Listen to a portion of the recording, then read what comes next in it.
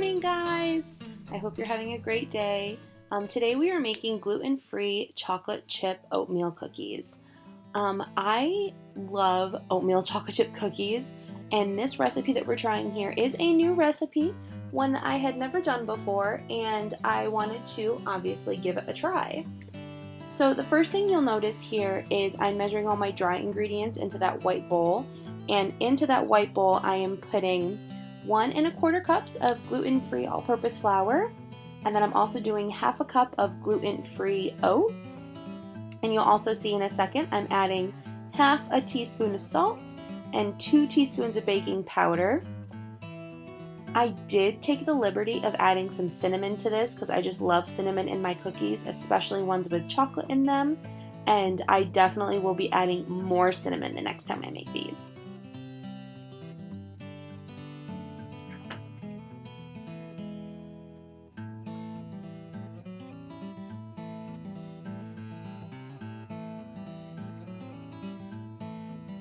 So I just mixed all those dry ingredients together, and now I am working on the wet mixture. So now I'm going to be combining 1/2 cup of softened butter that was at room temperature, 1/2 cup of light brown sugar, and 1/2 cup of granulated sugar. Now the recipe did say to combine those 3 ingredients plus 1 egg and a tablespoon of vanilla, but I decided to cream my butter and sugar together because I prefer that method because it gives a better consistency in my eyes to a nice cookie. So I did do that, and you'll see that here, and then I added the egg and vanilla closer to the end of the creaming process.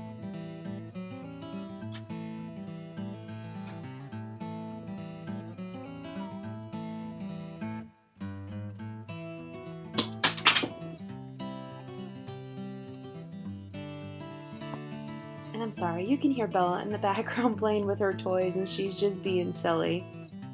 So sorry if you keep hearing that in there.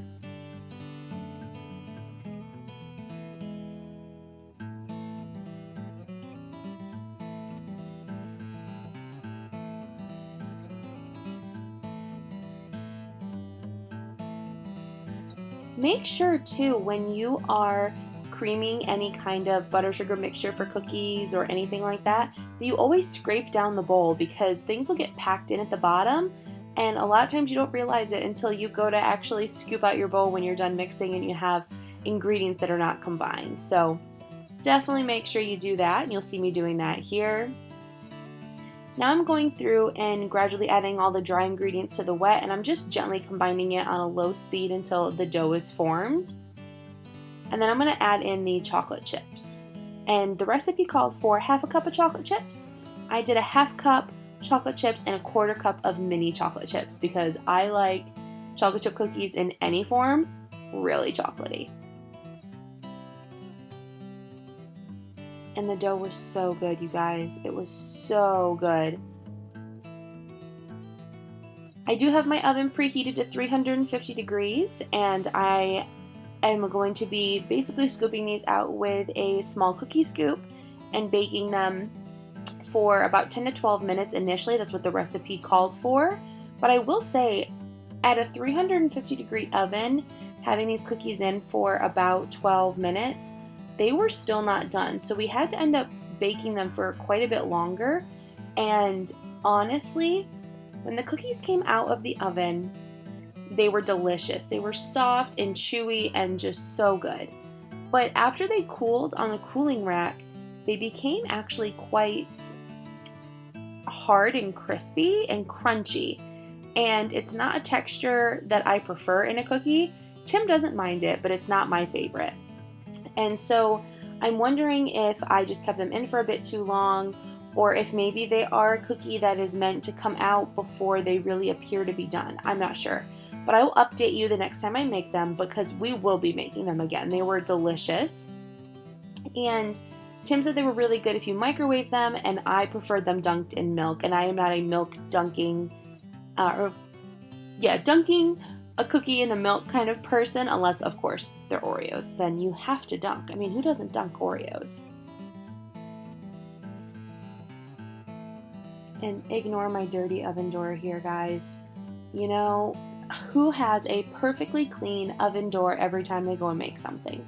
I know I sure don't, But I wanted to show you the whole baking process and just what the cookies do while they bake, because I think that is so cool and I love watching it. That's like mesmerizing to me. So I figured I'd share that process with you despite my dirty oven door.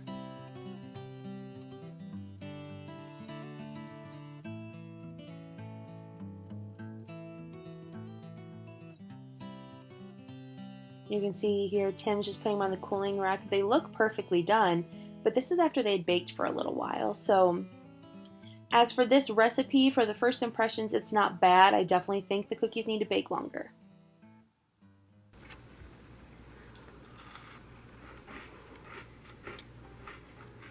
What do you think?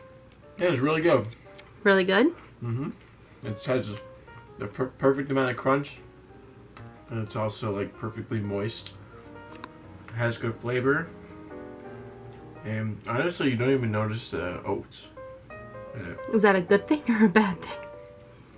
It's a good thing. I mean, it's like your average chocolate chip cookie, only, you know, better. Okay, awesome. Well, thank you guys for joining me with this recipe first impressions, and hopefully we'll see you again soon. Don't forget to subscribe to It's a Sweet and Savory Life. Thanks for watching.